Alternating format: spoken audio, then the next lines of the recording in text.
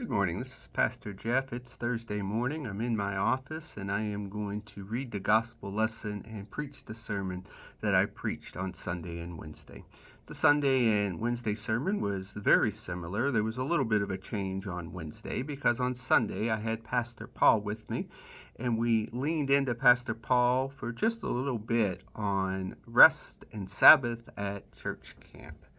So this was for Sunday morning, June 2nd, and Wednesday, June 5th, second Sunday after Pentecost, year B. Gospel reading was Mark 2:23 through 3:6, the Holy Gospel according to Mark. One Sabbath he was going through the grainfields, and as they made their way, his disciples began to pluck head of grains. The Pharisees said to him, "Look, why are they doing what is not lawful on the Sabbath?" And he said to them, "Have you never read what David did when he and his companions were hungry and in need of food? He entered the house of God when Abiathar was high priest, and ate the bread of presence, which is not lawful for any but the priest to eat, and he gave some to his companions." Then he said to them, "The Sabbath was made for humankind, and not humankind for the Sabbath. So the Son of Man is Lord, even of the Sabbath." Again he entered the synagogue, and a man was there who had a withered hand. They watched him to see whether he would cure him on the Sabbath, so that they might accuse him. And he said to the man who had the withered hand, "Come forward." Then he said to them, "Is it lawful to do good or to do harm on the Sabbath, to save life or to kill?" But they remained silent. He looked around them with anger, and he grieved at the hardness of their heart, and said to the man, "Stretch out your hand." He stretched it out, and his hand was restored. The Pharisees went out immediately and conspired with the Herodians against him on how to destroy him. The gospel of the Lord. So in our gospel reading today, Jesus is challenged publicly by his opponents. As we snake through the Gospel of Mark over the next few months, this will become a common theme. In this gospel, Jesus is challenged at least 11 different times. Today's challenge centers around Sabbath. Maybe the big question for the day could be the following: what counts as work that violates the command about Sabbath rest? How individuals respond to that question shows the type of God they worship. Renata first believes that there are two types of people, and she lays it out in the form of a question. Do you believe and do you worship a God who established laws to be followed no matter the concrete impact in specific circumstances? Or do you worship a God who wants to make exceptions if they are necessary to promote love, justice, and wholeness? Now, let us get back to the challenge. Jesus and his apprentices were out on a Saturday stroll. The Bible is filled of stories about Jesus and the Sabbath. Jesus had a rhythm to his life, and the practice of the Sabbath was a core practice. I think many of us would benefit if we created some rhythms in our lives. The Pharisees on this particular Sabbath were not fans of how Jesus and his disciples were celebrating the day. They had a very different view on what you can and, more importantly, could not do on this day. At the end of our reading, Jesus, in my opinion, rebukes them in a loving way when he reminded them that the Sabbath was made for man, not man for the Sabbath. It may seem subtle, but there's a major difference. The Pharisees may have missed something very important. When the Pharisees followed Jesus into the synagogue after they saw them eating, they witnessed him performing a healing. What they witnessed troubled them. Even though they were eyewitnesses to a wonderful gift from God, they were unable to comprehend God's overwhelming concern for our well-being. They found themselves in the midst of a conflict.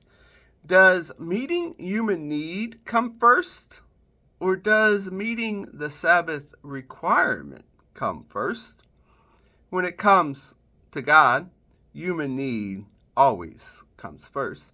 Whether the issue is hunger, eating in the fields, or healing the withered hand in the synagogue, the satisfaction of human need trumps reverent devotion to religion every time.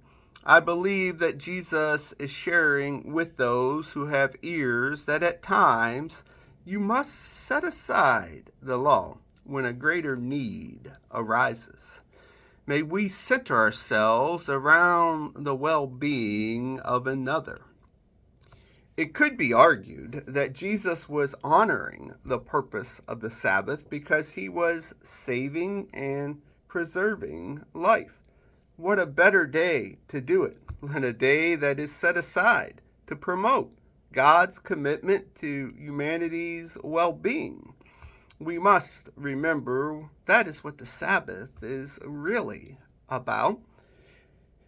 If I would take a congregational poll, many of us would believe keeping the Sabbath is outdated. It's baseless.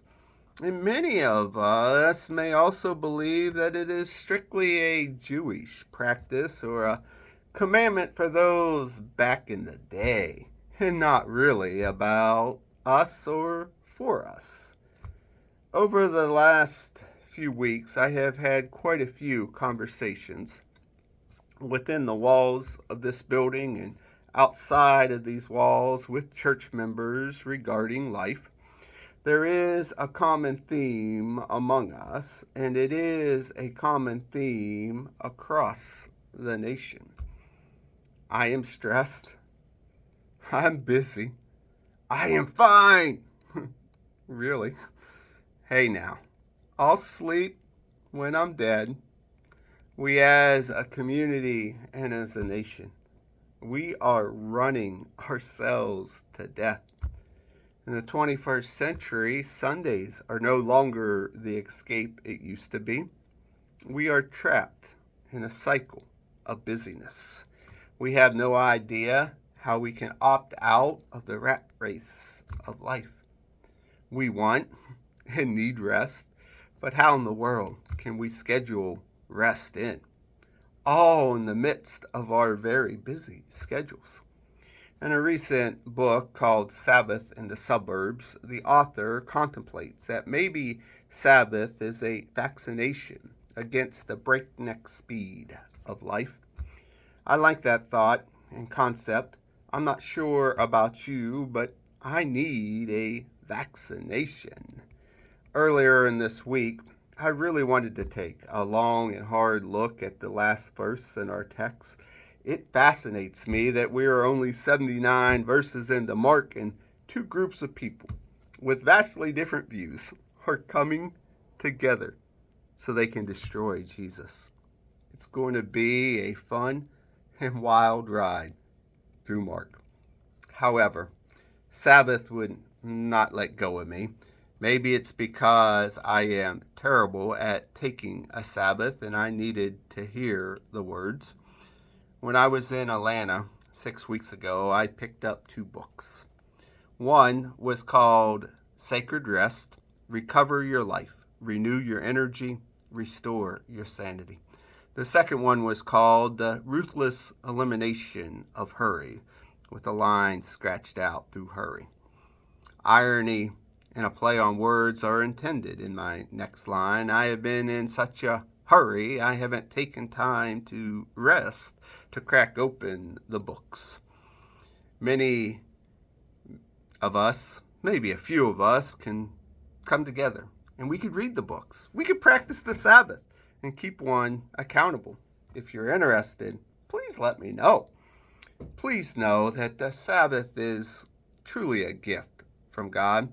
It is a gift that should be enjoyed May we have the courage to build Sabbath into our lives. Friends, life is tough. Life is so tiring. Yet we push on until we crash. Every week we get to the end of the week and we are worn down in every area of our life. Sabbath is how we can fill our souls back up with life. Sabbath can be a holiday every week. I will dive deeper into the Sabbath with you more later. However, today, I just want to put Sabbath on your radar and challenge you to think about how you may take a Sabbath. Amen.